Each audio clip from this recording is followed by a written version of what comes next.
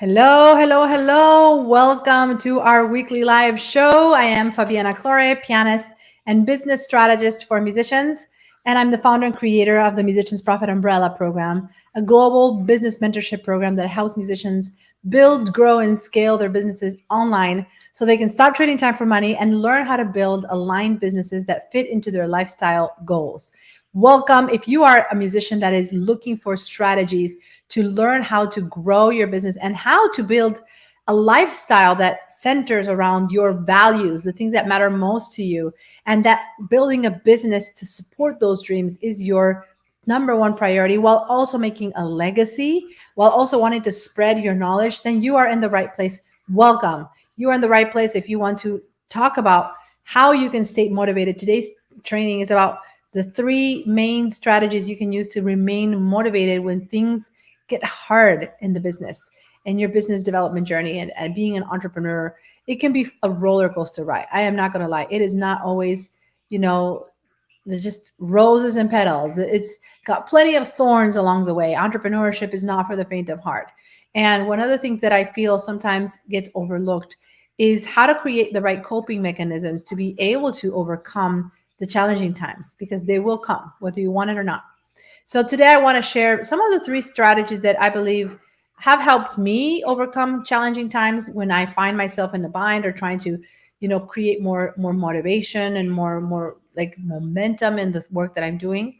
And how hopefully these are going to help you be able to also tune into that inner potential to continue making the impact that you're making. So many of you who are here in my community are driven by a desire to make the world a better place through your skills, through your experience. And so I am thrilled to be able to share and facilitate that journey in any way that I can through my knowledge, through my content, and everything that I'm here to share with you today. So let's dive right in. 3 tips to staying motivated when times are hard in your business. So number 1, the most important thing you need to do when you feel any sort of resistance or challenges or setbacks is tune into your why. What is the reason you are in this business in the first place? Why are you doing what you are doing? And remind yourself of the deeper convictions, the deeper motivations that have got you to this part in your life. And this can be internal wise, your internal motivation, but also external. Maybe there's a population of your community, a specific type of person that you resonate with, that you connect with on a deeper level, that you want to help. In my case, it's musicians, right? I have a very, very, very special place in my heart for musicians, right? Because I am a musician. It connects with my own past, my goals, my personal identity. So of course I have such a strong passion about connecting specifically with musicians. That doesn't mean I cannot help other people, but I know that there's so many musicians out there that are struggling, are just working incredibly hard, and they don't need to kill themselves, that things can be a lot easier if they understand how to do things better. And so that personally is one of my main motivators, is like, I want to help musicians build aligned businesses and lives that are freeing and empowering, and that allow them to create what they want in their lives and live a life by design instead of by default. But I want you to think about, what is your why? What's that deeper conviction? What is the thing that prompts you to do what you want to do? And why is that important, right? And so tuning into that first question, what is your why? What is the thing that is prompting you to do this? And why is this important? That's the first thing that you're going to be able to use as a tool, because sometimes when we have a lot on our plate and we're struggling with things in our day-to-day life, it's easy to think, oh my gosh, the world is going to end. Like, oh, this is so much for me to handle. I cannot keep up with all these things on my plate. And you forget about the bigger picture. So number 1, focus on the why. Why are you even doing this? You could be doing a million other things in your career. You could be a doctor. You could be a lawyer. You could be whatever. Why are you here? Right? Number 2, look at how far you've come. Take a moment to take a step back and look at your past life. Look at your past 5 years, for example. What were you doing 5 years ago, even 1 year ago? And I want you to take a moment to just go back in time and acknowledge where you were and what happened that has now brought you to this point in your life. How are you now in this place compared to where you were a year ago or 5 years ago? chances are you're going to realize there are many elements of your story, of your history, of everything you've done in the past that you've outgrown, that you've developed, that you've overcome, and that you can look back and say, wow, like in fact, I have come a long way. Like it's amazing, you know? So I want you to take that moment, because when you have a way to create context for your situation and not feel that your reality is like the only reality, but instead, you know, you are where you are in many ways as a result of where you've come from.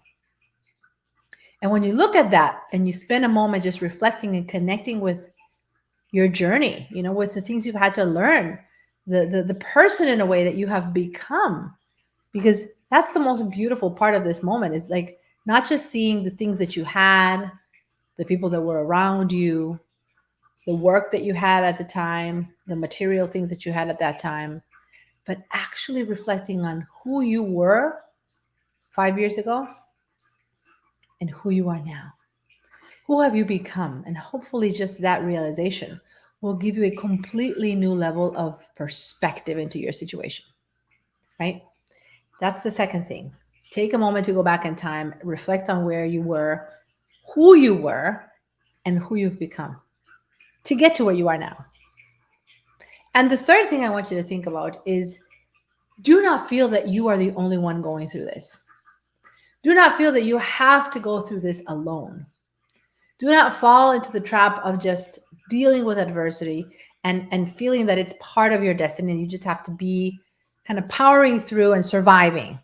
But be willing to surround yourself and to reach out for help and to allow yourself to be supported in this journey, whether it's through people in your world, connecting and sharing how you're feeling, opening up that vulnerability in a way that you feel will allow you to get more of your cup filled. Maybe sharing it with your spouse, sharing it with your friends, maybe reaching out to a mentor, a counselor, a guide, a coach, but not feeling that you have to go through this alone.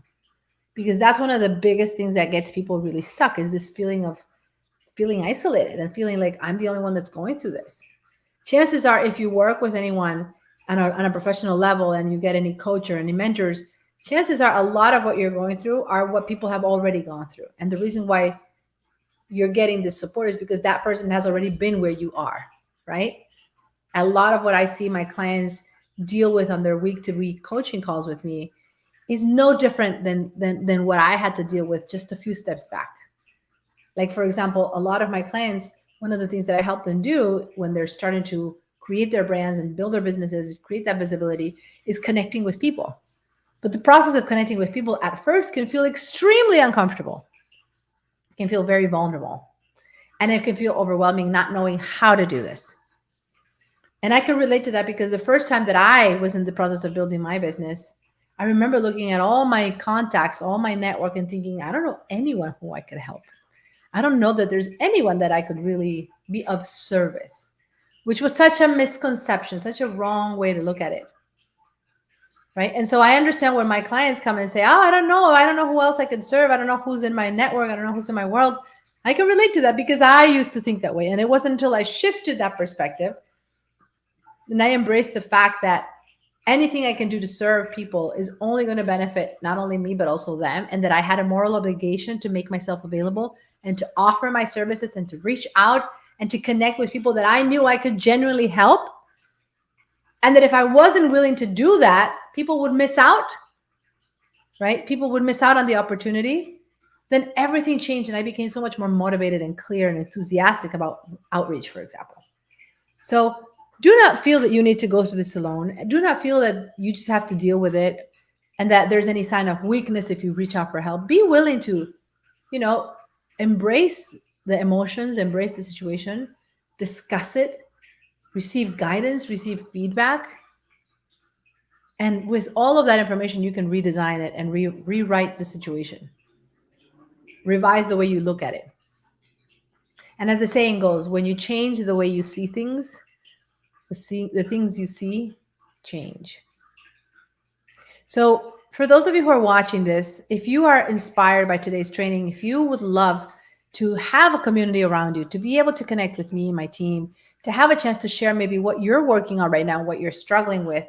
Tomorrow, I am hosting my strategy day, which is a 4-hour live training where I'm going to be walking all of my participants through a step-by-step process on how you can scale your music business and build a more aligned model that allows you to free up your time and not have to be depending on just trading your time for money all the time. And it's going to be a great opportunity for anyone who's interested in maybe exploring how you can develop better coping mechanisms, how you can focus on the right things and not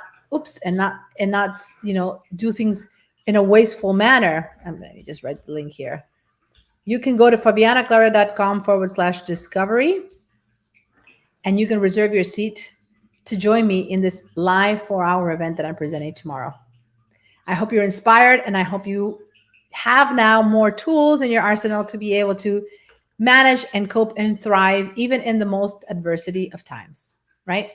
So I'll see you tomorrow. Join me at fabianaclaure.com/discovery. And I look forward to continuing all of these wonderful conversations. Let's prosper together.